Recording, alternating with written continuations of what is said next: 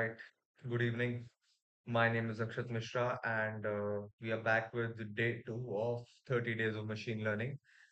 So this was for those who are new watching this. This was just a playlist, a small effort in order to compile all the machine learning that I've learned till now. It will serve as revision in the future as well, along with hands-off experience regarding coding and actually building the models. So as we progress forward, the models will get slowly complicated with more ambiguity in the problem statements and difficult implementations as well.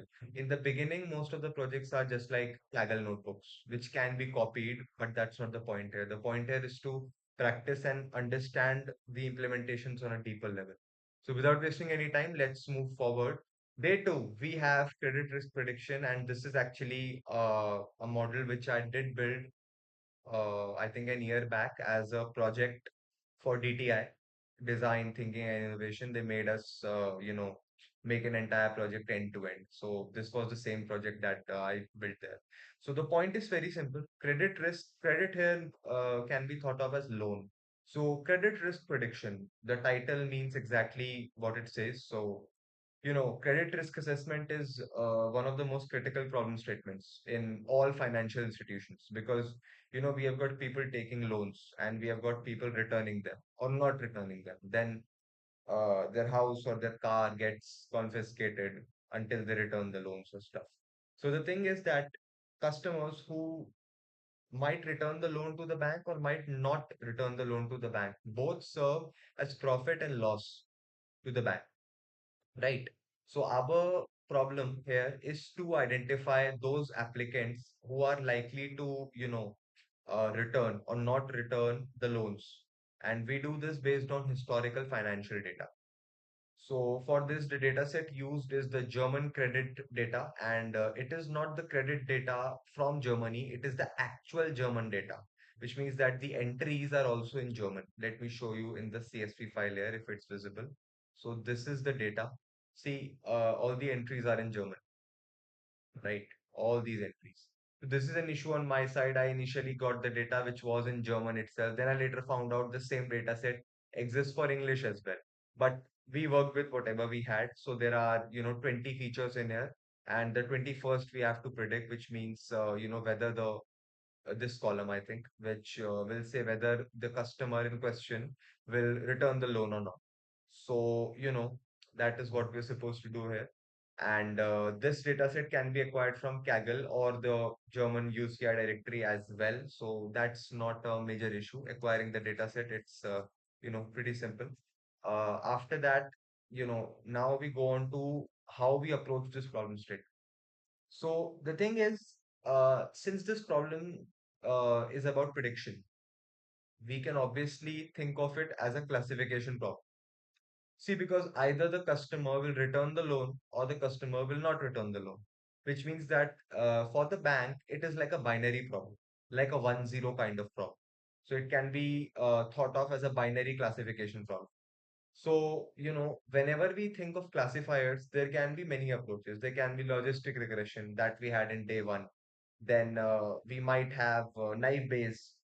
But the thing is that before deep learning, when we progress slowly, the strongest of models that we can get our hands on in order to classify anything is usually a random forest classifier. So that is what we have tried to implement here. And the intuition behind a random forest classifier is that a random forest is nothing but a collection of decision trees. And a single decision tree is usually always prone to overfit. It is considered as a very weak model. If the data is too less, if there are no patterns, then maybe decision tree can work well, but usually it is not considered. A random forest is nothing but a collection of the decision trees. So it is always bound to work well and just give us a very nice trade-off. There will be almost no chance of overfitting, and we can adjust the tree depth, we can adjust the n estimators. There are all sorts of hyperparameters that I will get into. So, like the typical problem statement, done exactly like in day one, we implement the entire pipeline end to end. So this is a bit about the data set. Since this is in German, I cannot really explain what these things mean. So I have translated that to English. So age, credit amount, duration, all of the typical features that we get in a financial, data set. And this is our target variable. See, 0 or 1. Simple. Like I said, it's a binary classification problem. So 0 means that the credit is good, which means that the customer is likely to return the credit or the loan, which is a good thing. Bad credit means it's a high risk. Now, this is the one that we really need to predict, because the good ones, if you predict the good ones, that's okay. But the bank really needs to flag the high risk customers to minimize the risk that the financial institution carries. The data set has 1,000 rows. It's a medium large sort of a data set, 20 features, where the 21st feature is the target variable. Okay. So 20 features to work with. 20 features are the independent features, and the 21st, the target variable, it is the dependent feature. Moving on, very simple. This is all typical machine learning stuff. We implement our pipeline end to end. We have the raw data set, we implement the CSV file, then comes the EDA. Now I'll be switching on to the code in order to really explain each step in depth. So first of all, I'll open the EDA part. EDA, exploratory data analysis. Now, the EDA is not for the institution. Let's say I make a very good model and I try to sell it to a bank or give it to a bank for monthly use. I say, I'm going to charge $20 and you can use my product in order to evaluate your customer risk. So EDA will not be given to the institution in question. EDA is only for the engineers, the people who are trying to, the data scientists, the people who are trying to go through the data to get an idea as to what are the patterns in the data, how are the features distributed, what is the count of the data, all of that. So these three are pretty typical. df.info gives us the brief information about a data set. df.describe gives us the statistics, the mean, the median, all of that, all of the statistical stuff that we can get from the data. This is very important. This might also be considered as part of the data pre-processing, but it can be done in the EDA as well. So df.isNull.sum. So what this does is null is like a question. Is null asks the question as to whether we have empty values or not. And dot sum adds up the empty values. So if I have three empty values, if I call this df.isNull.sum, it is going to return to me three. So pretty direct. Okay. And EDA, of course, the EDA is always incomplete without proper visualization. So we have visualizations done here. So, like we had a feature here, age. So we can really get an idea about the age distribution as to what are the different ages of the applicant. This gets us just nothing but a deeper understanding about the data. And the data is exactly on which the machine learning algorithm is built upon, implemented upon. So it is very important to do that. So now, yeah, without further ado, let me just switch on to the code. This is the code right here. Okay. So this is it. Nothing. We start with the basic stuff. We implement the two goats, pandas and numpy, which are usually required. After that, we have matplotlib and seaborn implemented as the data visualization libraries. You can use only one of them as well. I wanted to use both just for practice, so I've included both. sklearn. Until we go on to deep learning, all of the machine learning will be done using sklearn. sklearn, it is the holy grail for libraries of machine learning models. Okay, it has everything. Okay, so now it has the one hot encoder, which I have not used here, but I just wanted to include it. The train test split is a part of model selection, which is in turn from sklearn again. All the metrics imported from sklearn, these are all of the metrics that we are going to be discussing. I have included that in the end, no need to worry about it. We have also got model selection. So GridSearchCV, I'll be discussing that as well. GridSearchCV here is used for the hyperparameter tuning part. I will discuss that. And this is the model that we are going to be using, random forest classifier. So now going into the pipeline, this is simple. So first of all, I uploaded the data set here, the German credit data set, which is nothing but this one that I opened before.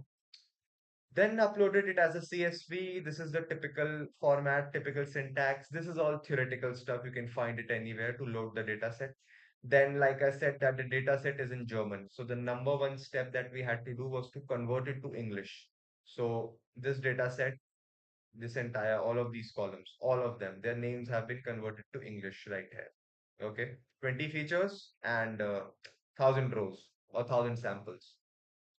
Now we do the df dot head. Now df dot head, elementary level stuff. Df dot head returns the top five rows of the model. So, wait a second. This is the entire print. If I want to do the df dot head, it will return me something like, the first five rows. So that is it. And yeah, so after the df.head, we go on to the EDA part that we wanted to do. So this is the EDA which has been happening. So I have commented it out currently because earlier when I was building, I didn't want it to come in here. If I want to do this and I run it, I will get the shape of the data set. Okay. Df.describe is again present here. It is going to give me an idea about the statistical features of the entire model. This we are checking for the missing values specifically, and this we are checking for the data distribution. Just a second, let me remove the commented part out in order to uh, basically run the model well, so this will work pretty nicely. I will just edit this part out so that we can look at the EDA separately. Let me just copy it from here. It will be quick.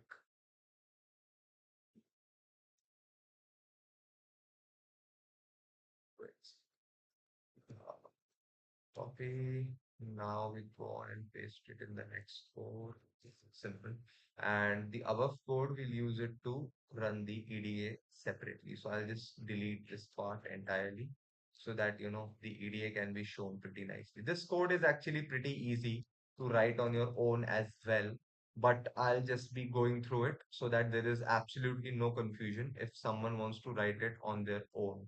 So I've commented this part out and it is all deliberate so that you can really see as to what is happening. So if I run this code again, see, we get the shape here, 1000, 21. So nothing, how we discussed this, and this is the shape of the data. Okay. If I comment out the shape, I can probably get the first five rows using df.head as well. See, first five rows. So as you can see, the German names have been translated to the English names. See, checking account status, duration months, the same names that we gave here, right here. Okay. So now we have seen this. So we go on to the more important stuff. df.info. This is something new because we didn't used to use this much. df.info. See, it gives me an information about the non-null count as well as to how many features are non-null. So this is, since this is a Kaggle sort of a data set, it is already pretty clean and there are no null values. So it is good. So this is the data type. It is all integers.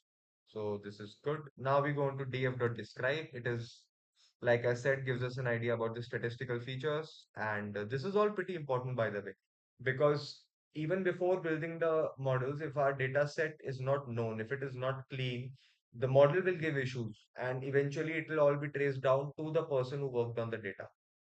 So this is an idea. See, the count. So this is the count. So the count is going to be 1000, obviously. Mean, standard deviation, minimum, maximum. 75% means the 75th percentile. So that is again there. Now we check for the null values. There are no null values, but since we have checked for it, we will see zero. Everything is zero. Simple. Now we go on to do the data distribution. Now this part is new. It is not as popular, but seeing how the data is distributed in form of a graph is always considered very good. So when I run this, I can see this. So this is a thing that we should discuss.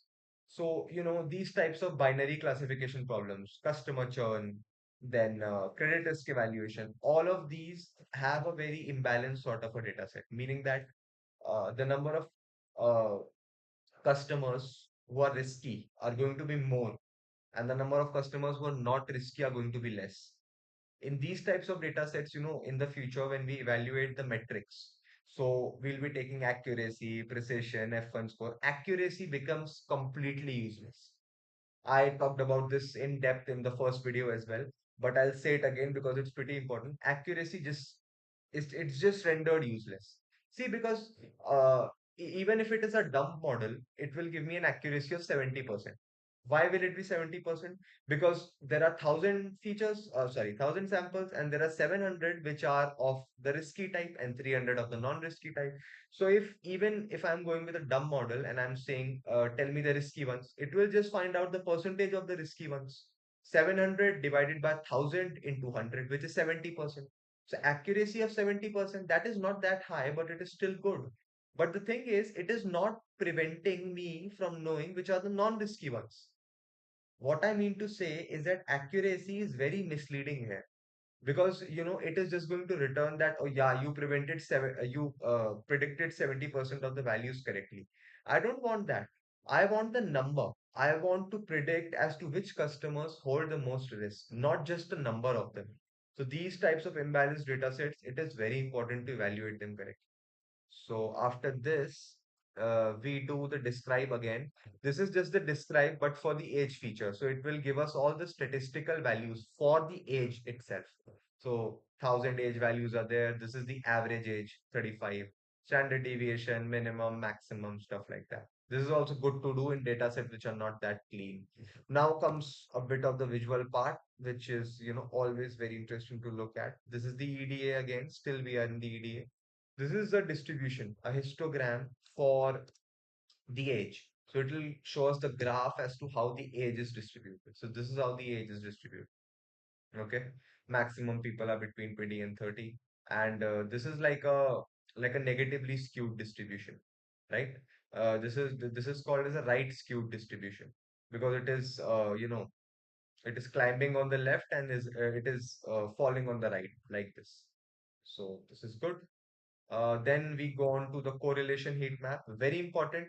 And as we know that features are often correlated among each other. So we need to have an idea as to how the features are correlated. For that, we draw a correlation heat map. This is typical with the Seaborn library, which is why we have used Seaborn in here. And cool warm basically means it is going to give colors in order to tell us how the features are correlated.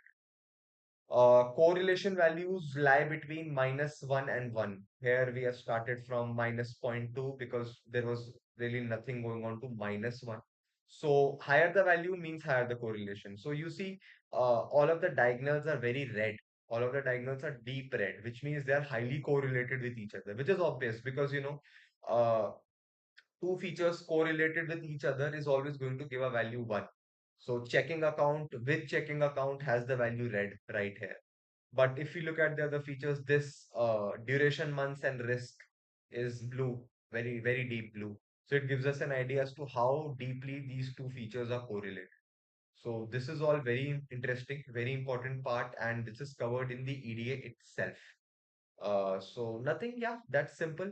Now after the EDA, since we have an idea of the data, we still have to work on the data more. So we go on to clean the data, which means that since we have now checked for missing values, we know that there are no missing values. If there were missing values, then we'll have to remove them accordingly. So moving on in the code, let me go on to the pre-processing pipeline. So again, since we already cleaned the data and we have no missing values, we straight away move on to the train test split. So this X and Y, this is typical. Okay. Y is the feature that we are predicting. Risk is what we are predicting. And X is all of the features except the risk. Okay, I'll just show it what I mean. See, here we have this is the feature that we are trying to predict. See, credit.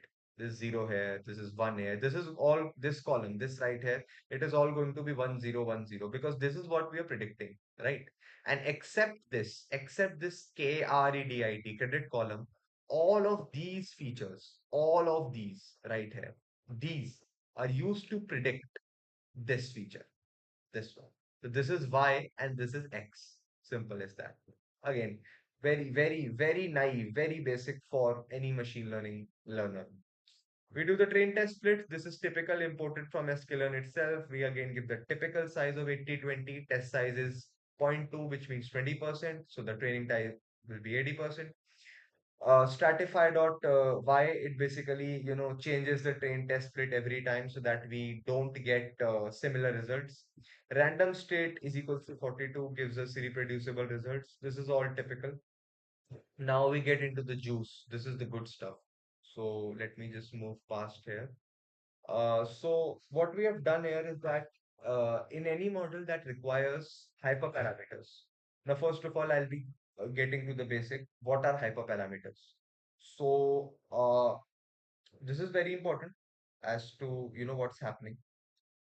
So Hyperparameters are preset parameters that are not trained in the model itself.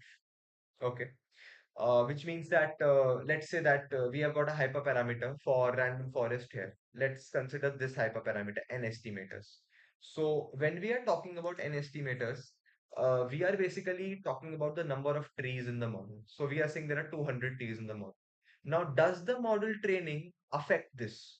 Okay, will the model training decide as to how many trees are there in the model? No, absolutely not. So this here is a hyperparameter, meaning that it is a preset value. It is a value set by us, either manually or in some other way. I'll be discussing that other way as well. But this will not be affected by the training. So simple as that. These are called as hyperparameters. So in any model that involves hyperparameters, we can either give manual values of the hyperparameters. So like in this case, we only have like 1,000 sample data set. So a 200 tree model is pretty accurate, right? So we can maybe just give that and move on. But sometimes when the data sets are big enough, we do not know as to what is the correct number to assign to the hyperparameters. In that case, we do something called as hyperparameter tuning. Tuning means to give appropriate values, and hyperparameters are hyperparameters, as we discussed just now. So one of the methods of doing tuning is via GridSearchCV. GridSearchCV is again given to us in sklearn itself. And what happens is that we take different values. See, I'll show it to you in the code. This is our parameter grid. So, like I said, that the typical value to take for an estimators is 200, like we have taken in here. But it can be 100 as well, it can be 300 as well. We don't know what is the appropriate number to take. So we give all values right here. See, all three values. And then what we do is we ask the model to run all the combinations. That is what grid search CV does. And when all the combinations are run, we get the model with the highest accuracy and we select that model. So this is like a very intuitive and a very good way to do that. So first of all, we need to train a baseline model in order to get an idea as to where our accuracy stands at. So this is the baseline model that we train. See here we have just given three values and we have done it intuitively. Like this is manual. 200 max depth means 10, which means after 10 trees are built at the bottom, like the depth, max depth is the depth to which we go. Like how deep we can go. So after the depth of each tree has reached 10, we stop. But we don't know whether 10 is appropriate. It might not need 10. It might need less. It might need more, which is why we have this right here. So this is all the features. I'll quickly discuss as to what these features mean. It's very simple. N estimators is nothing but the number of trees. Okay, like we have taken 100, 200, 300. Max depth is the maximum depth of trees. So each tree can break into two nodes, like a typical decision tree does, like this. Okay, two nodes, 0, 1. Then the other node breaks again into 0, 1, 0, 1, 0, 1. Now, how far will that depth go? That is decided by max depth. Very simple. And of course, if you increase the depth too much, overfitting. Most models do not need that much depth. They converge pretty quickly. Min sample split. So this is very important. Like we create splits in the decision tree using Gini impurity or entropy. So how many samples are required to create a split? It is decided by this min sample feature. This is minimum sample for leaf. This is again a pretty good feature. Leaf node is the external node, basically the node which has no children. So this decides the minimum number of samples per leaf. A very important feature again. Max features, the features considered per split. Basically, whenever we are making a split is based upon features. So what are the maximum features a tree can consider while making that split? So we have given a set of values here, different values, and the grid search CV will run the combinations. So, here we have three combinations, then three combinations, then two, and then two again. So 3 multiplied by 3 multiplied by 2 multiplied by 2. How many is that? 36. 36 combinations will be run 36 times. The decision tree will be run on these different values. And based on that, it will evaluate the correct model. So again, this is kind of big as well because if there were more values in grid search CV, it would increase the time complexity even more. So we need to be careful about that.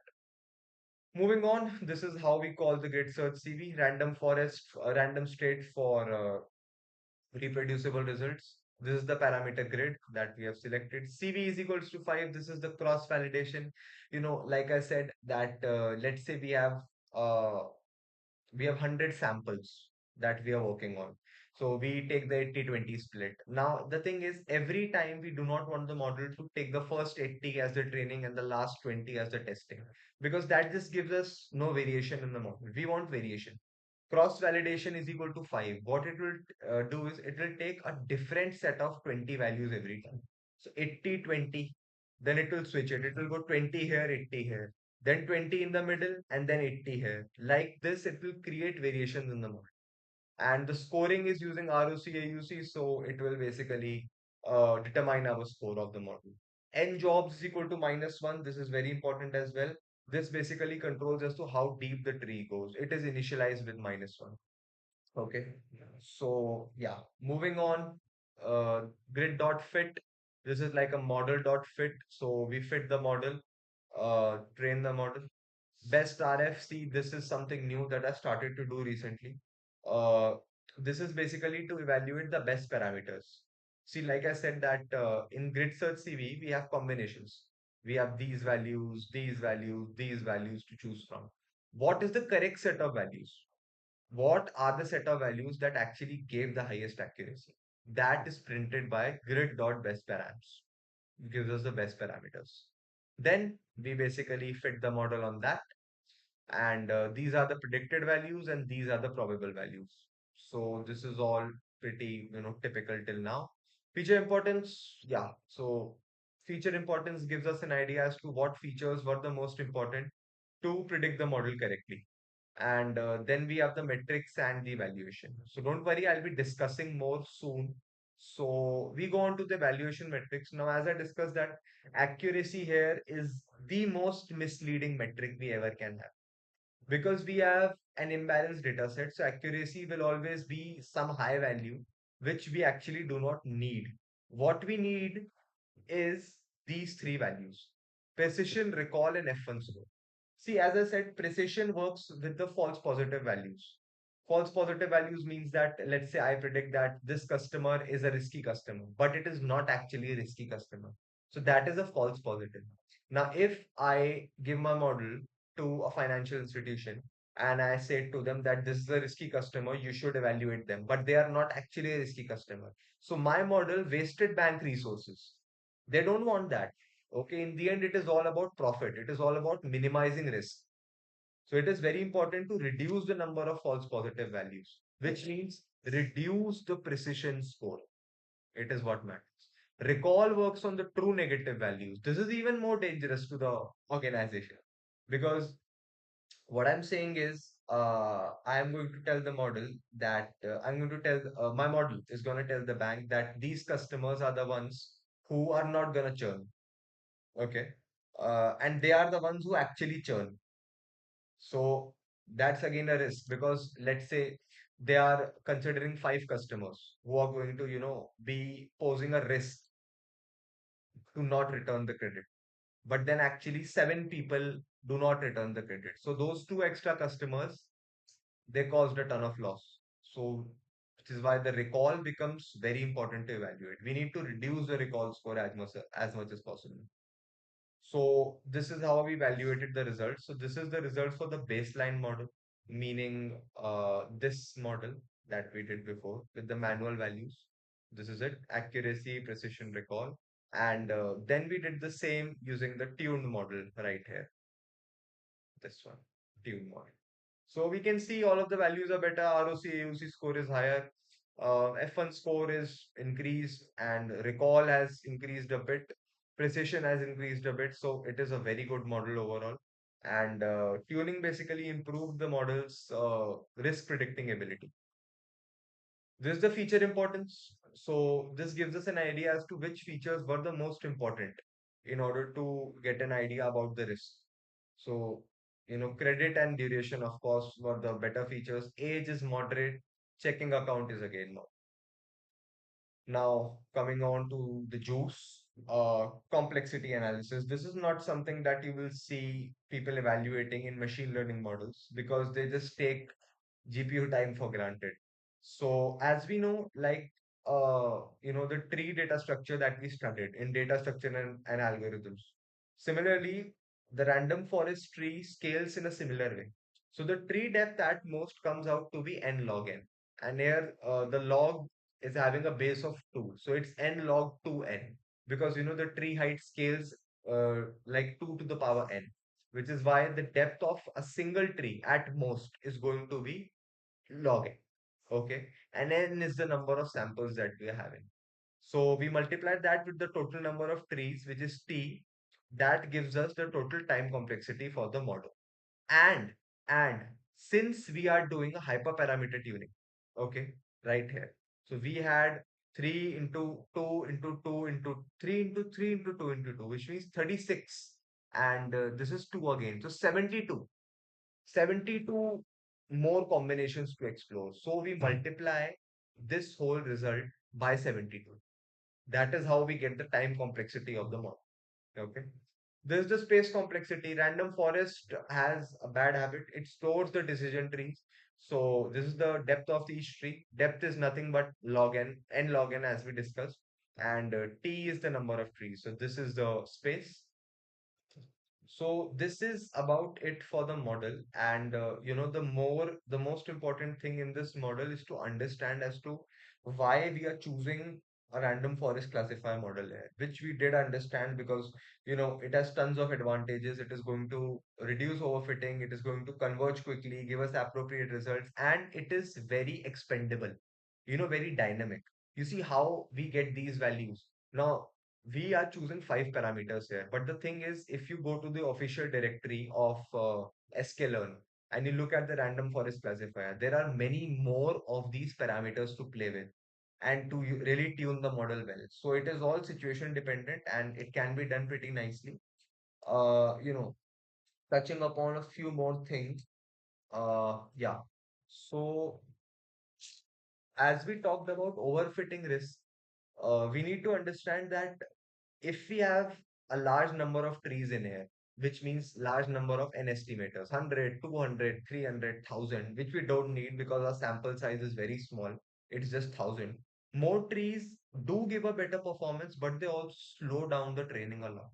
Whereas less trees give us a lot of high variance, which can eventually lead to overfitting. So it is all about what the data is giving us, and it is all about evaluating the trade-offs rather than just typing the code randomly. This is very important. And yeah, I mean, this is going to be it most of the time. A random forest uses bagging by default. So again, I didn't want to touch upon that because that will be another thing to introduce. So ensemble learning has two primary, it has many features, it has many ways to do, but there are two of them which are primary, bagging and boosting. So random forest as a default uses bagging. So all of the trees, the different trees which are made, they will be bagged together in a single bag parallelly. And the best one of them will be chosen. So this is pretty good, pretty intuitive. And the entire pipeline is made in a very structured way. You can find the code in here, and this is the README regarding the theory as well. So yeah, this is going to be it for the random forest. And I'll say that please come on to day 3. I have day 3 prepared right here. Wait a second. Day 3 is going to be a linear regression model. Wow. So please join for day 3.